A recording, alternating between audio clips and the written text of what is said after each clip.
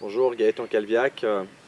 Nous étions rencontrés il y a quelques semaines de ça et j'avais été très intéressé par votre art, par ce que vous faisiez et j'ai souhaité faire cette série de modules de petites interviews autour de thèmes et j'aimerais commencer le premier sur vous simplement en fait. Alors, moi j'ai commencé très jeune puisque mes parents, ma mère faisait de l'astrologie, donc je me suis intéressé un petit peu à toute cette littérature ésotérique. Je me suis branché tout de suite sur tout ce qui est tarot et le côté philosophique des choses. Et donc, quand j'ai eu, dans les années 67, 68, j'ai donc enclenché un peu dans le mouvement Nouvel Âge, où j'ai rencontré des gens qui parlaient de l'ère du Verseau, et ça me correspondait tout à fait.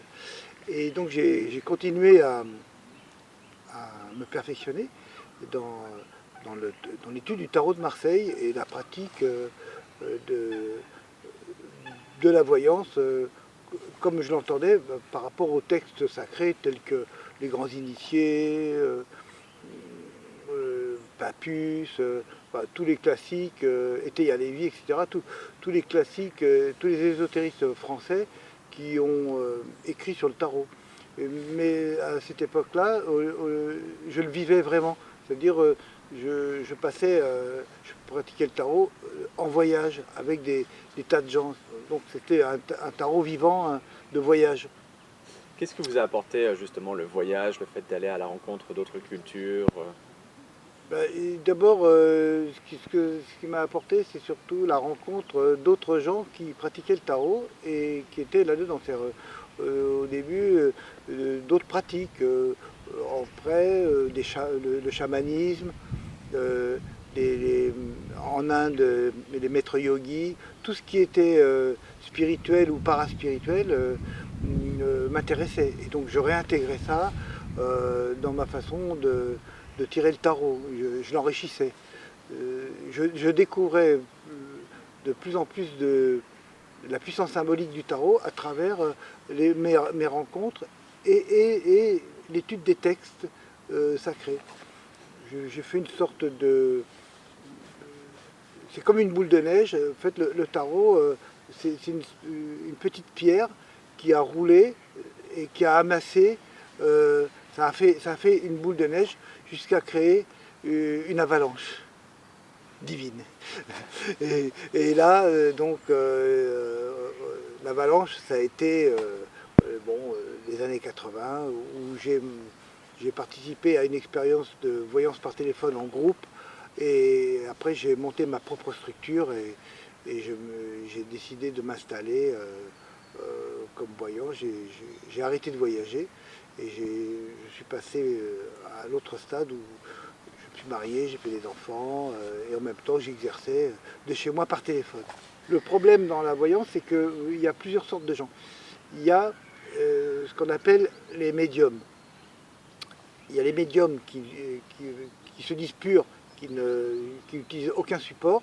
En fait, ce ne sont pas des voyants, ce sont des télépathes. Ils devinent les pensées, ils lisent dans la personne le passé, ils peuvent dire des choses très précises de 15 ans en arrière ou 20 ans en arrière.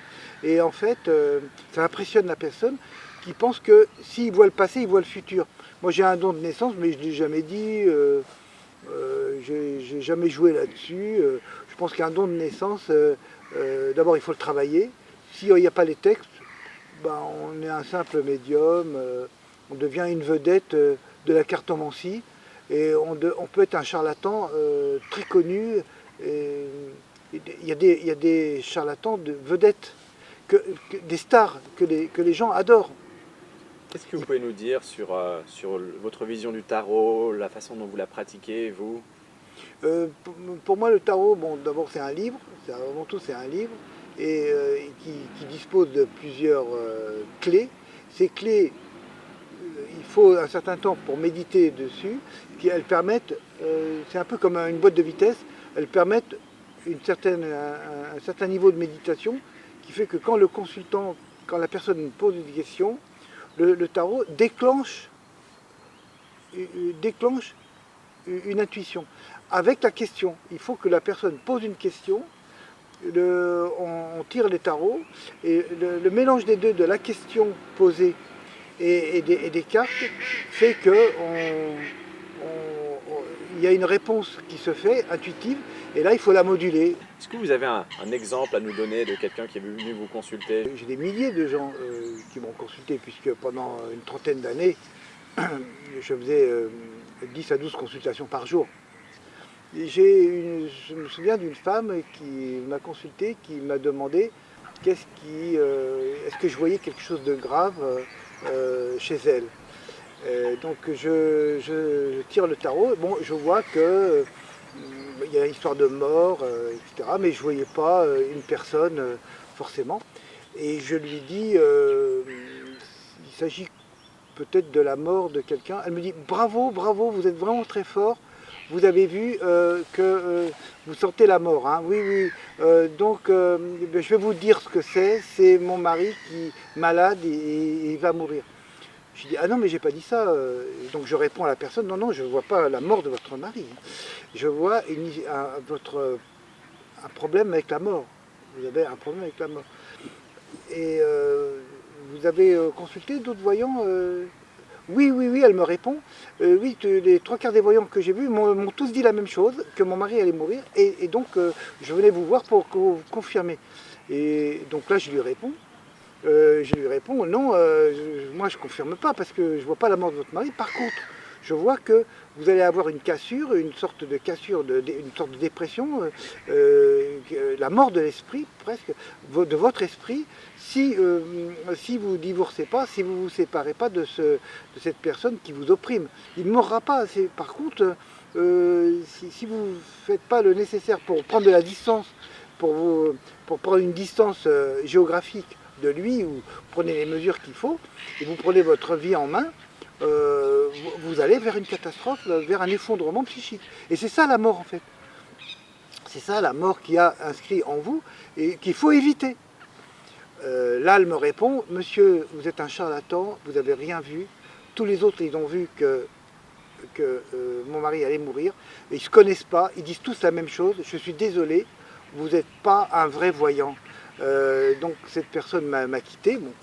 Et 2 ans après, j'ai eu les échos, parce que d'autres consultantes la connaissaient.